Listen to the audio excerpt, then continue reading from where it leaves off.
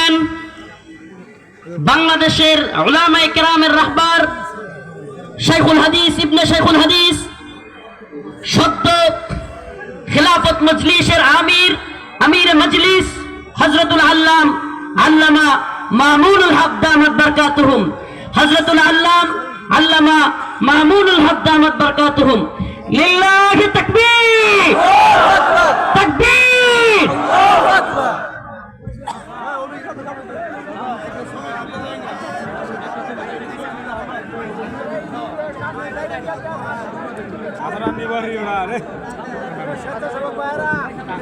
السلام عليكم ورحمة الله. إن الحمد لله نحمده ونستعينه ونستغفره ونؤمن به ونتوكل عليه ونشهد أن لا إله إلا الله وحده لا شريك له ونشهد أن سيدنا ومولانا محمدا عبده ورسوله صلى الله تعالى عليه وعلى آله وأصحابه وبارك وسلم تسليما كثيرا. أما بعد فأعوذ بالله من الشيطان الرجيم. بسم الله الرحمن الرحيم. الذين إن مكناهم في الأرض أقاموا الصلاة وآتوا الزكاة وأمروا بالمعروف ونهوا عن المنكر ولله عاقبة الأمور. بارك الله لنا ولكم في القرآن العظيم ونفعنا وإياكم بالآيات والذكر الحكيم. اللهم صل على محمد وعلى آل محمد كما صليت على إبراهيم وعلى آل إبراهيم إنك حميد مجيد. اللهم بارك على محمد وعلى آل محمد كما باركت على إبراهيم وعلى آل إبراهيم إنك حميد مجيد. পূর্বধলা মারকাজু শাহাবুদ্দিন আল ইসলামীর উদ্যোগে আয়োজিত আজকের এই দস্তরবন্দি উপলক্ষে আজিমুশান ইসলামী মহাসম্মেলনে উপস্থিত হযরত উলামায়ে কেরাম, সম্মানিত মুরব্বী সাহেবান, সমবেত দিন দরদি ইসলাম প্রিয় তৌহিদি মুসলমান ভাই ও বন্ধুগণ, পর্দার অন্তরাল বাসা বাড়িতে অবস্থানরত আমার সম্মানিত মা ও বোনেরা,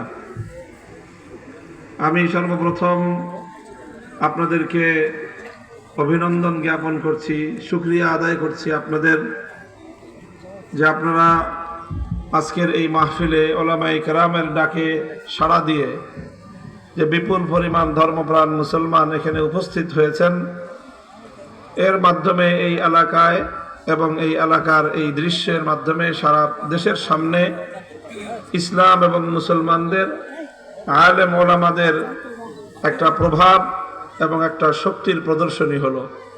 আল্লাহ পাক রব্বুল আলামিন ইসলামের পক্ষে আপনাদের এই উপস্থিতিকে কবুল করেন।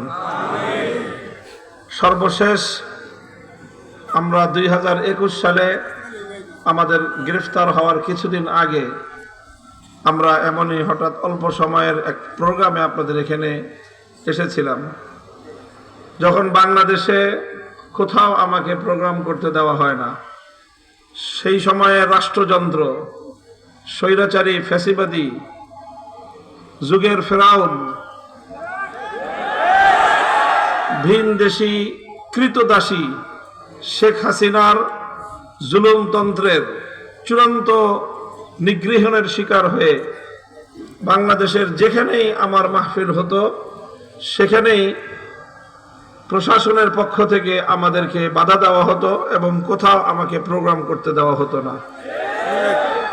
সেই কঠিন এবং প্রতিকূল সময়ে মাওলানা রফিকুল ইসলাম মাদানী, আপনাদের কৃতি সন্তান, আপনাদের মাটির সন্তান, সাহস করে তৎকালীন আমির হেফাজত কায়েদে মিল্লাতে ইসলামী আল্লামা জুনায়েদ বাবু নগরী রহমতুল্লাহ আলাইহি সহ আমাদেরকে এখানে এনে সে হকের পক্ষে, ইসলামের পক্ষে একটা বলিষ্ঠ অবস্থান তুলে ধরেছিল।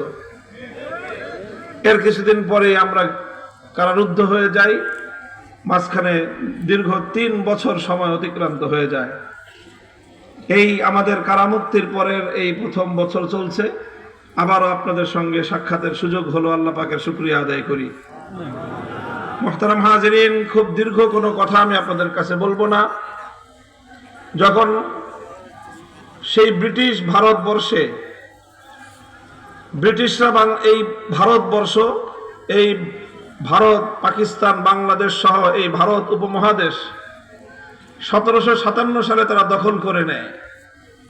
তারা দখল করার পর তাদের হাত থেকে আবার দেশকে মুক্ত করার জন্য, স্বাধীন করার জন্য আলেম সমাজ অনেক চেষ্টা করেছেন, অনেক সংগ্রাম করেছেন, অনেক লড়াই করেছেন, এমনকি সরাসরি ব্রিটিশদের বিরুদ্ধে তারা যুদ্ধের মাঠে নেমেছেন।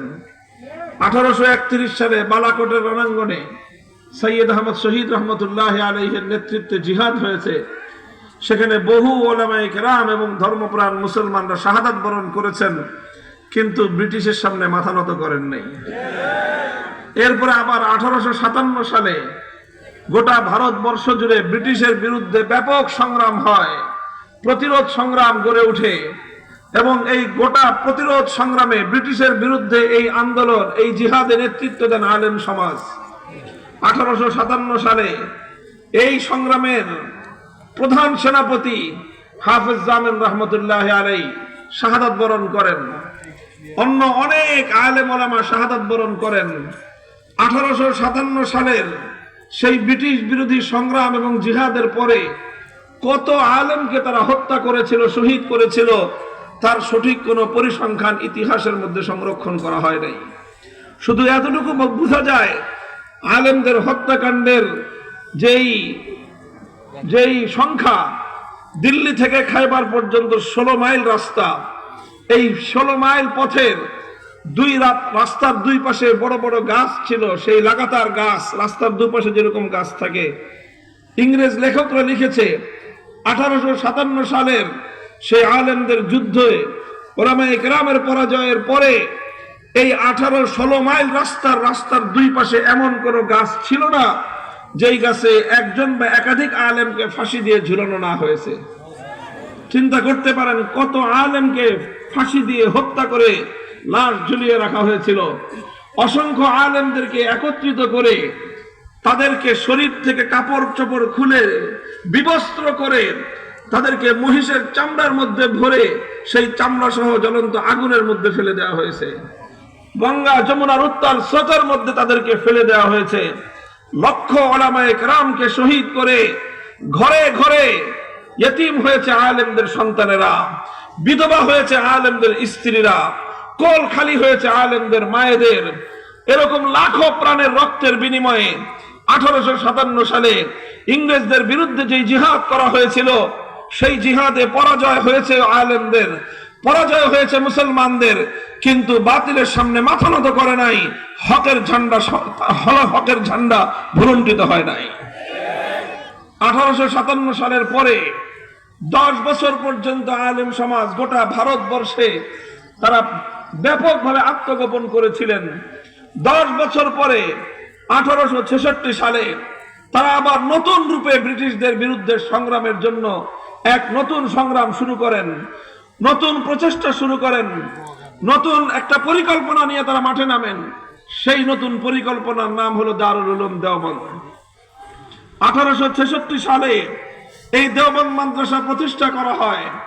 দেওবন্দ মাদ্রাসা যখন প্রতিষ্ঠা হয়েছিল, তখন এই মাদ্রাসার প্রতিষ্ঠাতা যারা ছিলেন তারা তাদের সন্তানদেরকে বলেছিলেন, তাদের শিক্ষার্থীদেরকে বলেছিলেন, মুসলমানদেরকে তারা বলেছিলেন যে আমরা বাহ্যিকভাবে দেখা যায় একটা মাদ্রাসা প্রতিষ্ঠা করছি, কিন্তু এটা শুধুমাত্র একটা মাদ্রাসা প্রতিষ্ঠা নয়, এটা শুধুমাত্র একটা শিক্ষা প্রতিষ্ঠান নয়, এটা শুধুমাত্র একটা মাদ্রাসা নয়, বরং এটা হলো একটা মাদ্রাসার আড়ালে আগামী দিনে দেশ বিরোধী, স্বাধীনতা বিরোধী, ইসলাম বিরোধী ব্রিটিশ সরকারকে এই দেশ থেকে বিতাড়িত করবার জন্য স্বাধীনতার সংগ্রামী যোদ্ধা তৈরি করবার কারখানা।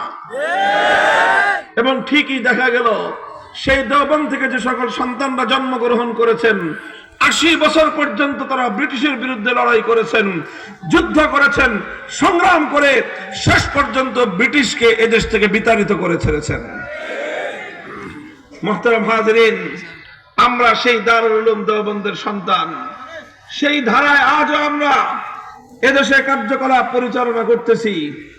আমাদের উপরেও ব্রিটিশ সরকার এবং ব্রিটিশের পেটোয়া বাহিনী সেই যুগে যেভাবে আলেমদের উপর জুলুম, নির্যাতন, স্টিমরোলার চালিয়েছিল, এই যুগের সেই ব্রিটিশ সাম্রাজ্যবাদের গোলাম, এই ধর্মনিরপেক্ষতাবাদী আওয়ামী দুঃশাসন দিল্লির সেবাদাসী শেখ হাসিনারাও আমাদের উপর সেই ব্রিটিশের মতোই জুলুম, নির্যাতন, স্টিমরোলার চালিয়েছে।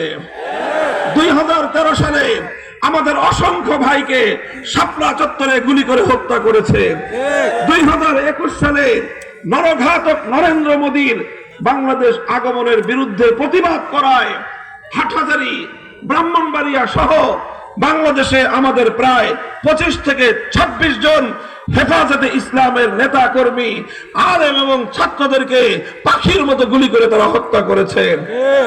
এরপরে হত্যা করেছে আমার ভাইকে, শহীদ করেছে আমাদের সন্তানদেরকে, এভাবে অসংখ্য মানুষকে পঙ্গু করে এরপরে আবার আমাদের উপর ক্র্যাকডাউন চালিয়েছে। সারা দেশে প্রায় 1.5 থেকে 2,000 আলেম ওলামাকে গ্রেফতার করে অন্ধকার কারা প্রকোষ্ঠে নিক্ষেপ করেছে। 1 বছর, 2 বছর, 3 বছর পর্যন্ত কারাগারে আমাদের সঙ্গে নির্মম আচরণ করা হয়েছে। সকল বন্দীদের সঙ্গে যেই ধরনের আচরণ করা হয়, অন্য সাধারণ বন্দীদেরকে যেই সকল সুযোগ সুবিধা দেওয়া হয়, রাষ্ট্রীয়ভাবে সিদ্ধান্ত গ্রহণ করে কারান্তরালে আমাদেরকে সেই সকল সুযোগ সুবিধা থেকে বঞ্চিত রাখা হয়েছে। মুহতারাম হাজিরিন, রক্ত দিয়েছি 2013 সালে, জীবন দিয়েছি আমরা 2021 সালে। কারাগারে অন্ধকার প্রকোষ্ঠে আমরা বন্দিত্ব বরণ করেছি 3 বছর পর্যন্ত।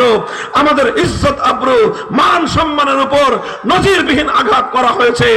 গোটা রাষ্ট্রের সকল প্রতিষ্ঠানগুলোকে আমাদের বিরুদ্ধে লেলিয়ে দেওয়া হয়েছে। শুধু একটা কারণে, আমরা হকের কথা বলি, ইসলামের কথা বলি, আল্লাহর জমিনে আল্লাহর দ্বীনকে আমরা বিজয়ী করতে চাই, কোরআনী রাজ কায়েম করতে চাই, অন্যায়ের বিরুদ্ধে আমরা রুখে দাঁড়াতে চাই। এটাই হলো আমাদের অপরাধ। ওমা নাকামু মিনহুম ইল্লা আন ইউমিনু বিল্লাহিল আজিজিল হামিদ। আমাদের আর কোনো অপরাধ ছিল না। আমাদের অপরাধ ছিল দেশকে ভালোবাসা, আমাদের অপরাধ ছিল দেশের স্বাধীনতাকে রক্ষা করতে চাওয়া, আমাদের অপরাধ ছিল আল্লাহর দ্বীনকে ভালোবাসা, আমাদের অপরাধ ছিল মানব রচিত তন্ত্রমন্ত্রের বিরুদ্ধে কথা বলা, আমাদের অপরাধ ছিল ভারতীয় আধিপত্যবাদের বিরুদ্ধে কথা বলা, আমাদের অপরাধ ছিল বাংলাদেশের মাটিতে আরেকটা বাবরি মসজিদ নির্মাণ করবার ঘোষণা দেওয়া, আমাদের অপরাধ ছিল শহীদ বাবরি মসজিদকে আবার পুনর্নির্মাণ করবার প্রত্যয় এবং শপথ ঘোষণা করা। এই সকল অপরাধে, এই নির্যাতনের স্টিম রোলার আমাদের উপর চালানো হয়েছে। আমরা সব হাসি মুখে বরণ করে নিয়েছি। আমাদের কষ্ট হয়েছে, আল্লাহর কাছে অভিযোগ করি নাই। আমাদের কষ্ট হয়েছে, কিন্তু আমরা দমে যাই নাই। আমাদের কষ্ট হয়েছে, আমরা ভয় পেয়েছি, ভীত সন্ত্রস্ত হয়েছি। খোদার কসম খেয়ে বলি, আল্লাহর দ্বীনের পথ থেকে কোনোদিন বিচ্যুত হয়ে যাওয়ার, দ্বীনের পথ ছেড়ে দিয়ে, সংগ্রামের পথ ছেড়ে দিয়ে ঘরের মধ্যে নির্লিপ্ত বসে যাওয়ার সিদ্ধান্ত গ্রহণ করি নাই। আল্লাহ পাক রব্বুল আলামিন এই অসংখ্য অগণিত মানুষের রক্ত, জীবন, শাহাদাতে এবং তাদের জুলুম, নির্যাতনের বিনিময়ে আজ আল্লাহ পাক রব্বুল আলামিন আমাদের এই প্রিয় মাতৃভূমি বাংলাদেশকে ফ্যাসিবাদ মুক্ত করেছেন।